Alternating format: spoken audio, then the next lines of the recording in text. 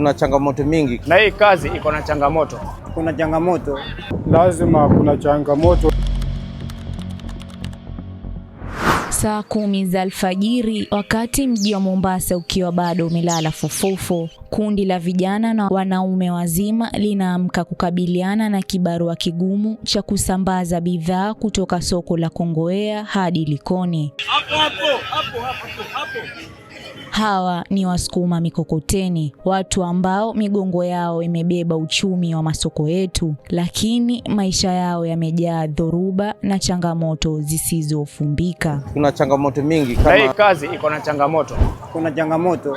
Kazi hii inamlazimu Joseph Wanjala kukimbizana na wakati ili kuwahi bidhaa hizi, safari ambayo inajirudia hadi mara 3 kwa siku chini ya changamoto nzito. Naitwa Joseph Wanjala. Kwa siku naweza enda Kongowea mara 3. Mambo kama kuna jamu ama accident za zingine pia naweza tokezea. Wakati Wanjala akipambana na ada za njiani kule upande wa Likoni Ferry, hali ni tete zaidi kwa Frank na wenzake. Kuvuka salama na mikokoteni ni mtihani wa maisha na kifo. Mimi mwenyewe anaongea saa hii, mimi Frank nishai kuja na mkokoteni siku moja nikaingia nao baharini, mkokoteni mzima wa mizigo. Kwa sababu pale zile changamoto tunapitia, tukiingia ndani ya feri kuna kuanga na uteresi pale wakati maji hakuna.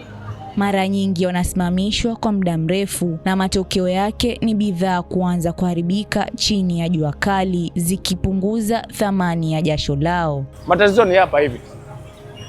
Pia hii mkokoteni tunalipia. Kulipia hii mkokoteni, hii saa hii imefika mpaka zaidi ya shilingi 300 saa hii. Mzigo wenyewe ndio tumekuja nao. Tuko watu 4. Unaona? Naomba serikali kidogo tuangalie mambo ya kaunti kule acha kutusumbua.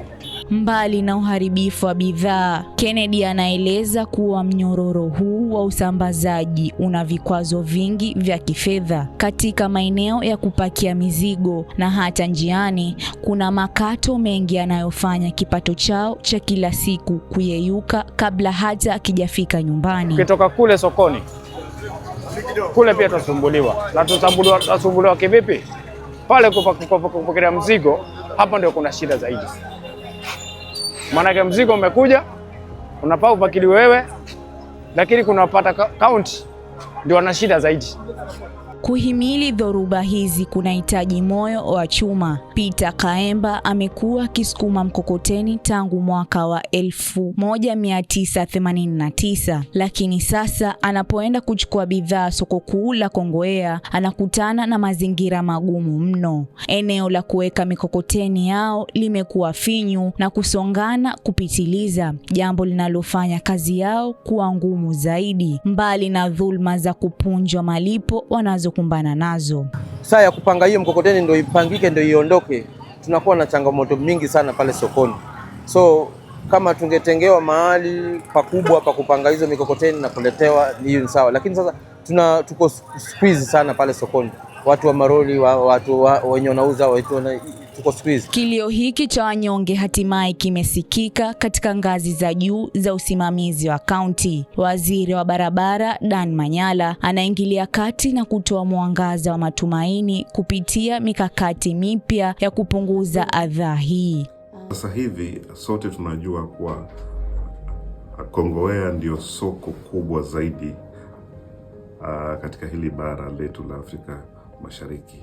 Hatua ya kwanza ambayo tunafanya ni kuwa tunataka kuhakikisha kuwa tumewatengea saa maalum, yani tuwatoe katika ile muda ya msongamano. Jambo la pili, serikali ya kaunti ya Mombasa ikiongozwa na Mheshimiwa Governor ina mipango ya kujenga masoko mbadala upande zingine za barabara. Ile soko upande wa Mikindani iko tayari. Kuna soko pia tuko nayo upande wa Ujamaa, lakini ni ndogo. Wale suppliers wanaoleta bidhaa Kongowea, they will be encouraged wapeleke bidhaa zao katika soko hizi pia, ili tupunguze ile idadi ya watu wanaokujia bidhaa zao katika soko ya Kongowea. Licha ya milima na mabonde wanayokutana nayo, ujumbe wa wasukuma mikokoteni hawa ni mmoja: kazi hii si mbaya, ni njia ya halali ya kujitafutia riziki, ili mradi mtu ajitume na aepuke mambo mabaya. Wanachoomba tu ni mazingira salama na utu. Mimi kwa upande wangu mimi naona hii kazi si mbaya, lakini ni ile tu mtu ujitolee, ujitume, angalau upate riziki ya kila siku kuliko uende kuangalia njia nyingine ambayo haifai. Kutoka mji wa Mombasa, langu jina ni Nashpai Koikai. Swahili inatuleta pamoja ndani ya Swahili Pot FM 91.7. Marhaba.